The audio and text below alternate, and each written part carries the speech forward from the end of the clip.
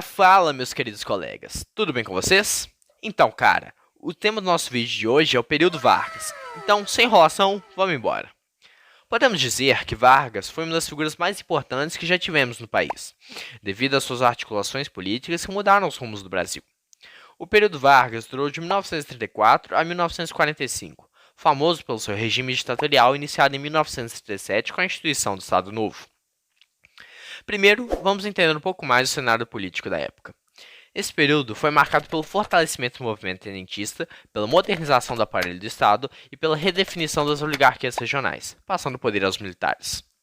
Os indícios de autoritarismo, por sua vez, começaram com o decreto 11 de novembro de 1930, no qual Getúlio recebia o poder executivo e legislativo, podendo também indicar pessoas para os cargos federativos regionais.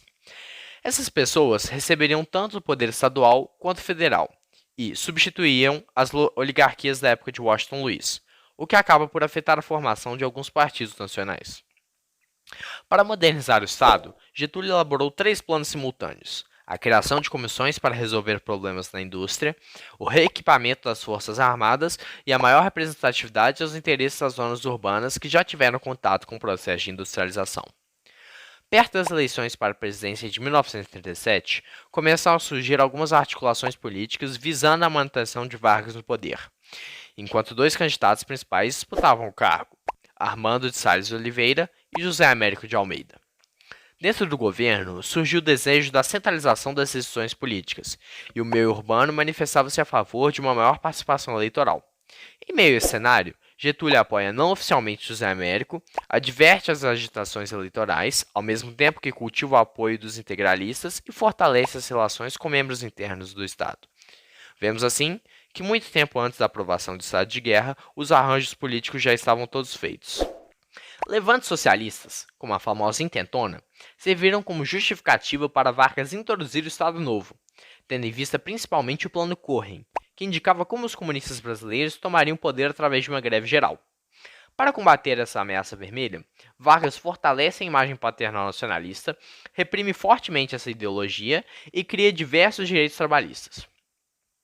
Em um cenário na qual a esquerda está enfraquecida e a oposição não é forte o suficiente para barrar o presidente, fica fácil para que o estado de guerra proposto por Getúlio seja aprovado, estabelecendo assim o Estado Novo, outorgando uma nova Constituição autoritária e fechando o Congresso.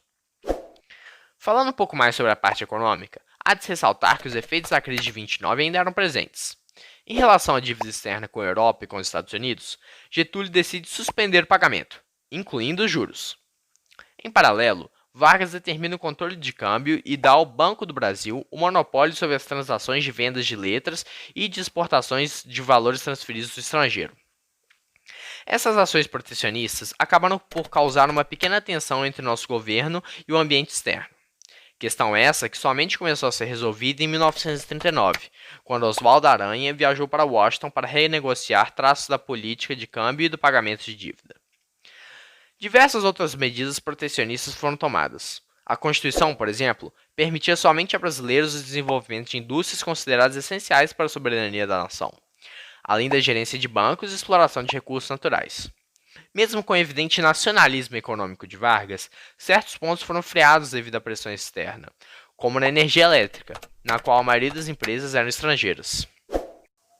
Pelos efeitos da Segunda Guerra, surge então, pela primeira vez, uma dívida dos países estrangeiros com o Brasil, que deveria ser pago ao fim da guerra, o que não ocorre, piorando a situação econômica brasileira.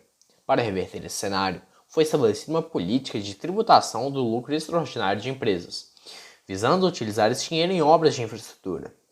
Porém, o que ocorre é que essa ação começa a falhar devido às irregularidades no pagamento dos estrangeiros às empresas brasileiras, não resolvendo o problema nacional. Além da crise interna do Brasil, a baixa internacional do preço do café era outro problema.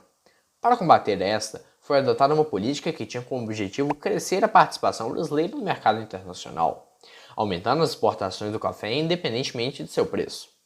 Essa política funciona por um tempo, porém, a guerra faz com que o consumo europeu de produtos supérfluos diminua muito.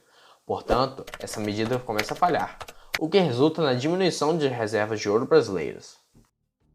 Em suma, entende-se que o governo de Vargas foi marcado pelo caráter intervencionista, muito similar ao de outros regimes da época. além do forte estímulo à indústria e diversas ações protecionistas. Na parte social, é lembrado pelos avanços nos direitos trabalhistas, repressão aos simpatizantes comunistas e fortalecimento do nacionalismo. Em geral é isso, pessoal. Espero que tenham gostado.